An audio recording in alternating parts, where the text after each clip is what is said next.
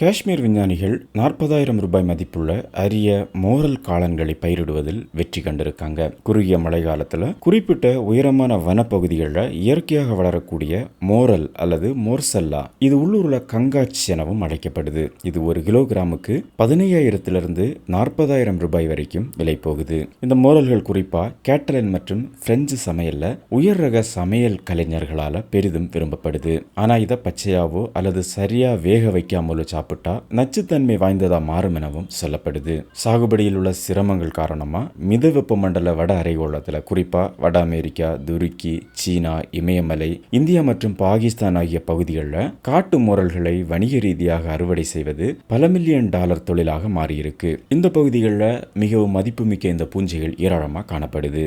ஒரு பெரிய திருப்பு முனையா ஸ்ரீநகரில் உள்ள ஷெரி காஷ்மீர் வேளாண்மை மற்றும் அறிவியல் பல்கலைக்கழகம் மிகவும் விலை உயர்ந்த மற்றும் அரிதான உண்ணக்கூடிய இந்த காளானை முதன்முறையாக கட்டுப்படுத்தப்பட்ட சூழல்ல பயிரிட்டிருக்கு. காஷ்மீர் வேளாண்மை அறிவியல் பல்கலைக்கழகத்தை சேர்ந்த பேராசிரியர் தாரிக் அகமது சோஃபி, தோட்டக்கலையை சேர்ந்த அவருடைய மாணவர் கம்ரான் முனீர் மற்றும் வேளாண்மை துறையை சேர்ந்த பேராசிரியர் விகாஸ் குப்தா ஆகிய 3 பேர் சேர்ந்து இந்த சாதனையை நிகழ்த்தி இருக்காங்க. இவங்க 5 ஆண்டுகளுக்கு மேலாக இதுல பணியாற்றி இருக்காங்க. 1000க்கும் மேற்பட்ட இடங்கள்ல இருந்து காட்டு மோர்சல்லாவை சேகரித்து ஒவ்வொரு இடத்தையும் சுற்றியுள்ள மண், அங்குள்ள நுண் காலநிலை, தாவரங்கள் மற்றும் விலங்கினங்களை பற்றி ஆய்வு செய்திருக்காங்க. 10 ரகங்களை தேர்ந்தெடுத்து கட்டுப்படுத்தப்பட்ட முறையில் அவற்றை பயிரிடுவதற்கு ஒத்த சூழ்நிலைகளை உருவாக்கி இருக்காங்க. இதுல 10ல் 3 ரகங்கள் வெற்றி அமைந்திருக்கு. இந்த மோர்சல்லா தனித்துவமான சுவை, உயர்ந்த ஊட்டச்சத்து மற்றும் மருத்துவ குணங்கள் காரணமா மிகவும் மதிப்புமிக்க ஒரு உயர்தர காளான வகைப்படுத்தப்பட்டிருக்கு. காட்டு மோர்சல்லாவை அறுவடை செய்வது ஒரு கடினமான, அதிக நேரம் எடுக்கக்கூடிய செயல்முறை.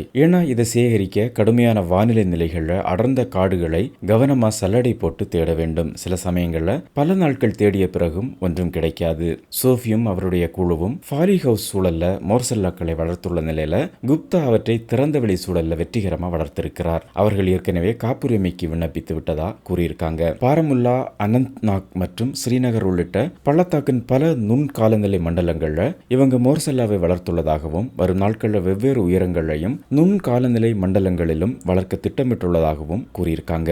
மோர்சல்லா சாகுபடி ஒரு பெரிய அறிவியல் சவால். குறிப்பா இந்த இனம் அதனுடைய சிக்கலான வாழ்க்கை சுழற்சி, கூட்டு வாழ்வு சூழலியல் நடத்தை மற்றும் மிகவும் குறிப்பிட்ட சுற்றுச்சூழல் மிக்க இடங்களில் மட்டுமே வளர்கிறது. இதனால் இதை செயற்கை சாகுபடி செய்வது மிகவும் கடினம். மோர்சல்லா வளர்வதற்கு மண் மற்றும் வானிலையில் குறிப்பிட்ட ஈரப்பதம் மற்றும் வெப்பநிலை தேவைப்படுது. மேலும் மோர்சல்லாவின் வெவ்வேறு வகைகளுக்கு வெவ்வேறு குறிப்பிட்ட தாவரங்களின் கூட்டு வாழ்வு தேவைப்படுது.